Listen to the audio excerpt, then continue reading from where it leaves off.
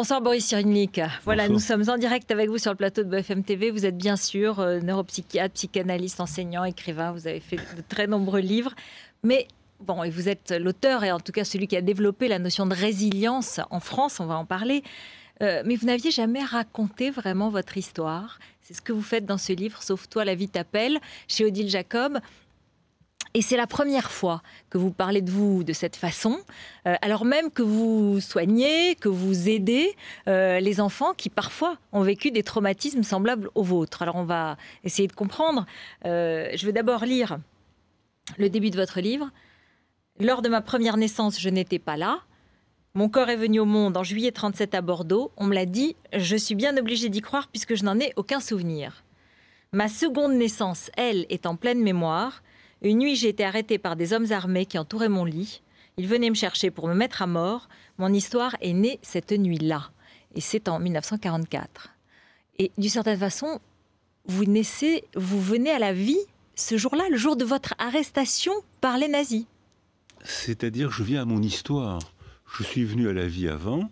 Et s'il n'y avait pas eu cette arrestation, j'aurais eu une autre histoire. Donc mon histoire a commencé ce jour-là parce que cet événement impossible à dire, interdit de le dire, sinon je serais mort. Cet événement-là a organisé tout le reste de mon développement.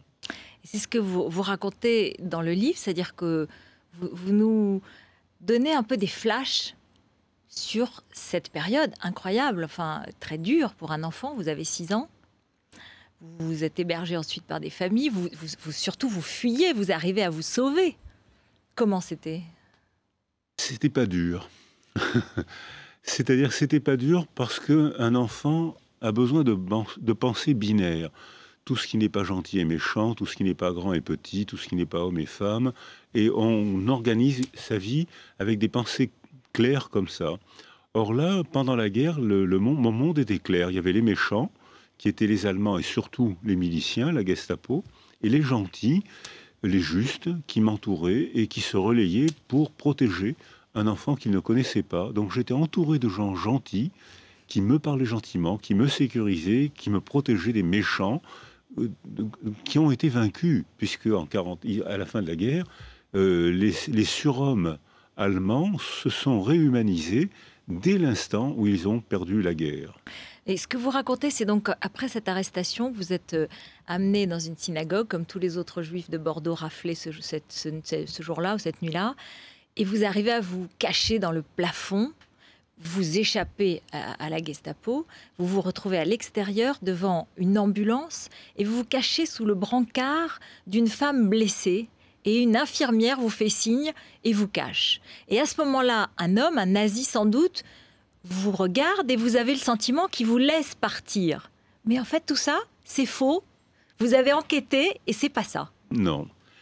J'ai arrangé ma mémoire. D'abord, je rencontrais l'infirmière, Madame Descoubès, je l'ai retrouvée, dans ma mémoire, elle était belle et blonde. Et elle m'a montré une photo d'elle, infirmière de la Croix-Rouge. Elle était belle et brune comme un corbeau. Alors ça frappe beaucoup, parce que tous les enfants qui racontent cette histoire, mais alors, comment on fait pour faire de la mémoire ? Eh bien, on arrange la mémoire. Alors, je me suis caché, je me suis blotti sous le plafond, ce qui fait que tous les contrôles, personne n'a pensé à lever la tête, parce que j'étais blotti sous le plafond. Et quand j'ai entendu le silence, je me suis laissé tomber, et la porte était ouverte, je suis sorti. Et à ce moment-là, l'infirmière m'a vu, m'a fait signe de plonger dans ce que logiquement je croyais être une ambulance, et c'était pas une ambulance, c'était une camionnette. Mais quand on voit une table avec 3 pieds, on voit que 3 pieds de la table, logiquement, il y a un 4e pied. Donc, puisqu'il y avait une dame mourante sur le matelas, puisqu'il y avait une infirmière en bas des marches, c'est que c'était une ambulance. Eh bien non, c'était pas une ambulance. Et ainsi de suite, j'ai envie de dire, parce que votre récit, il est vos souvenirs et l'enquête que vous faites sur chacun des souvenirs et la manière dont votre mémoire reconstruit pour supporter et mieux, pour réussir brillamment comme vous l'avez fait. Alors, la mémoire permet de donner cohérence. Quand le réel est fou, ce qui était le cas de la guerre, comment peut-on arrêter un enfant, le condamner à mort? 25% des enfants juifs ont disparu. En France, c'est le pays où il y a le moins de disparitions. Dans les autres pays européens, ça dépasse les 90%. 2 millions d'enfants juifs en Europe au début de la guerre, 200 000 à la fin de la guerre. Les autres ont été brûlés. Oui, vous racontez tous ces Français qui vous ont aidé, Voilà. et ces religieuses, et ces gens Il y a simples et ces même justes qui vous des ont aidé. pétainistes, même des institutions pétainistes ont protégé les enfants juifs. Allez comprendre ça. Le réel est fou. Le réel était fou. Quand le réel est fou, comment on fait pour se comporter? On lui donne cohérence dans une représentation où on arrondit les angles, on a des morceaux de vérité, et puis on s'arrange. C'était une ambulance, elle était blonde, et puis il a donné le signal du départ. Or, c'était pas vrai là non plus. Il n'a pas donné le signal du départ. Ce nazi, vous avez le sentiment qu'il vous a laissé partir? En fait, non, mais parce que c'est une manière de vous dire peut-être qu'il y avait des gens bienveillants, y compris parmi les monstres. Voilà, exactement. Ça m'a permis de me faire croire que même dans le mal extrême, il y a quand même une part d'humanité. Donc tout n'est pas perdu. Je le pense encore d'ailleurs. Même dans les plus grandes tragédies, il y a quand même une part d'humanité. Et j'avais besoin de le croire pour ne pas être désespéré. Vous parlez aussi d'autre chose qui est très frappante dans ce récit, lorsque vous êtes recueilli bien après par la sœur de votre mère. Donc je ne l'ai pas dit, votre mère a été déportée, votre père était combattant, il est mort au combat. Elle rencontre un homme, enfin elle est avec un homme, et tous les deux, dès qu'ils se mettent à vivre ensemble et ils vous élèvent, vous devenez brillant élève alors que vous étiez très mauvais élève. Ça, c'est extraordinaire aussi. Alors, c'est ça la résilience, c'est ça le concept de résilience. Alors c'est une partie effectivement, du... un facteur de résilience. Non, c'est pas extraordinaire parce que ce que vous venez de dire, je l'ai entendu au Rwanda, je l'ai entendu dans tous les pays en guerre. Quand autour d'un enfant, il y a de la violence, il y a de la haine, il y a de l'instabilité affective, tous les enfants sont minables à l'école comme je l'ai été.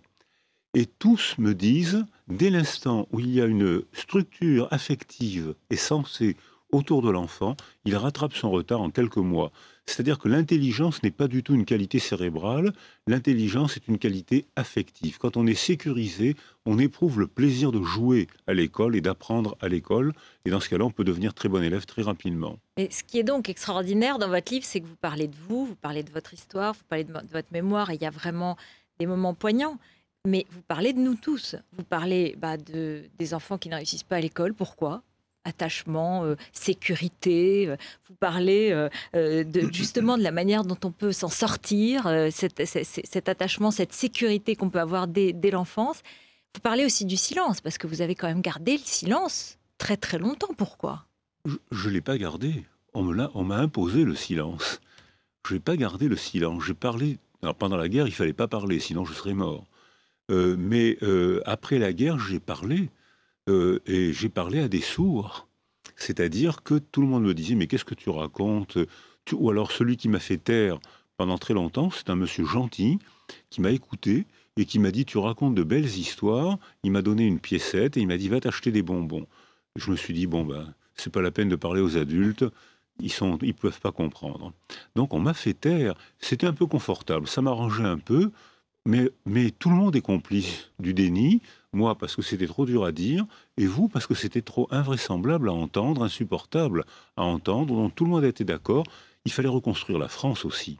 La France avait été humiliée, pas glorieuse pendant la guerre de 40, il fallait la reconstruire et la revaloriser. Alors on parlait des résistants, c'était l'époque où la CGT demandait aux ouvriers de travailler pendant les week-ends gratuitement. Demandez ça à la CGT aujourd'hui, vous allez voir. C'est-à-dire qu'il fallait le faire comme ça, il fallait reconstruire la France. Donc il fallait taire les blessures les plus violentes et les plus fortes et les plus terribles. Vous apprenez aussi, vous retrouvez que vous vouliez être psychiatre dès 10 ans. Oui, ça c'est une surprise. Je ne m'y attendais pas du tout, j'avais complètement oublié. Et en fouillant dans une malle, j'ai retrouvé des rédactions, comme on disait à l'époque, où l'enseignant avait dit « Que voulez-vous faire quand vous serez grand ?» J'ai eu la surprise de voir que j'avais écrit « Quand je serai grand, je serai psychiatre », ce qui était ahurissant. J'avais complètement oublié. Mais qu'est-ce que je pouvais savoir de la psychiatrie à 10, 11 ans? Probablement rien. Mais comme le réel était fou, comme je voulais ne pas haïr ceux qui avaient détruit ma famille et qui voulaient me détruire, j'avais besoin de penser que c'était une folie sociale. ce que je pense encore aujourd'hui d'ailleurs. J'avais besoin de penser que c'était une folie sociale. J'ai donc logiquement pensé que la psychiatrie pourrait répondre à ce problème. Du coup, votre expérience et votre vie vous ont aidé, même si vous n'en parliez pas de cette façon-là, de la même façon que dans le livre, à comprendre les autres et à aider les autres. Oui, alors ça c'est une constante qu'on retrouve chez tous les traumatisés. Ou bien ils sont fracassés, ce qui arrive bien sûr, et s'ils s'en remettent, ils deviennent altruistes. J'ai besoin de comprendre pourquoi celui-là, celle-là, qui a la même blessure que moi, pourquoi elle s'en sort, pourquoi lui s'en sort pas, etc. Donc ça, c'est une motivation, c'est une rage de comprendre, c'est plus qu'une motivation. C'est une rage parce que comprendre donne sens à la vie, et effectivement, ce trauma de mon enfance a orienté, a gouverné tout le reste de ma vie. Et oui, puisque vous rencontrez des enfants dans les guerres, les Rwandais, vous disiez, vous parlez des enfants de Roumanie et d'autres, et vous reconnaissez leur trauma et vous aidez. Vous voyez qu'ils ne sont pas autistes, mais qu'ils sont dans un isolement sensoriel qu'on peut combattre. Et vous dites, dans les tuteurs, dans les deux mots, la force et la gentillesse, sont les deux peut-être moyens de redonner confiance et de sortir un enfant d'un traumatisme. Alors il faut commencer par ça. Avant de parler, il faut le sécuriser. Et ensuite, une fois sécurisé, il pourra travailler avec des mots dans une relation, ce qui lui est arrivé. Et il pourra modifier la représentation de son traumatisme. C'est ce que font les artistes, c'est ce qu'on fait en psychothérapie, c'est ce qu'on fait quand on est en confiance avec quelqu'un. Alors c'est vrai que mon expérience, où j'ai été isolé pendant plusieurs mois, pendant 7 mois complètement isolé, et j'avais probablement un comportement pseudo-autiste. Mais quand j'ai été en Roumanie ou en Bulgarie ou dans d'autres pays où les enfants sont isolés, c'est plus que l'abandon, c'est l'isolement sensoriel sans substitut. Et dans ces pays-là, le seul objet extérieur à soi-même, c'est les mains, c'est les balancements, comme les enfants autistes. Mais c'est un faux autisme, c'est un pseudo-autisme. Et on nous disait, il ne faut pas s'occuper de ces enfants, vous voyez bien qu'ils sont foutus. Et nous, on disait, mais ils sont foutus parce qu'on ne s'occupe pas de ces enfants. Et on a souvent eu raison, pas toujours bien sûr. J'avais quand même envie de vous parler, de vous demander votre regard sur le drame qui vient de se dérouler il y a quelques jours à Échirolles, donc tout près de Grenoble. Deux jeunes massacrés par une bande. On les a presque tous arrêtés, sauf un aujourd'hui. Et tout le monde a souligné la sauvagerie, la barbarie. Qu'est-ce qui peut se passer dans la tête de ces jeunes lorsqu'ils massacrent ainsi deux jeunes hommes qui réussissent et qui s'en sortent? Alors je pense que ces mouvements, ces tragédies de jeunes ont toujours existé. On attaquait le guet à l'époque de François Villon. Quand j'étais enfant, il y avait des bagarres de bandes entre la bande du Sacto, le Sacré-Cœur, et la bande de Clignancourt, avec des machettes, avec des armes, avec des morceaux de bois, mais on n'en parlait pas. Maintenant, on en parle parce qu'on ne supporte plus la violence, ce qui est une preuve de progrès social. La violence a constitué nos sociétés. C'est-à-dire que toutes les sociétés se sont construites dans la violence, et quand j'étais enfant, les mères, les femmes valorisaient les hommes violents et avaient honte d'un homme non violent. Aujourd'hui, quand la société est constituée, la violence n'est que destruction. Violence conjugale, destruction de famille. Violence entre bandes, destruction. Assassinat. Donc je pense que ça a toujours existé. Mais ça existe que lorsque la culture est défaillante. Lorsqu'il y a des rituels pour accueillir les jeunes, ils ne sont pas violents. Ils canalisent, ils apprennent à maîtriser la violence et à le dire, à l'exprimer autrement. Et donc ces jeunes-là, ils seraient acculturés. Déculturés, privés de culture. Ils sont privés de culture, et ça, je pense que là, les politiques ont une grande responsabilité.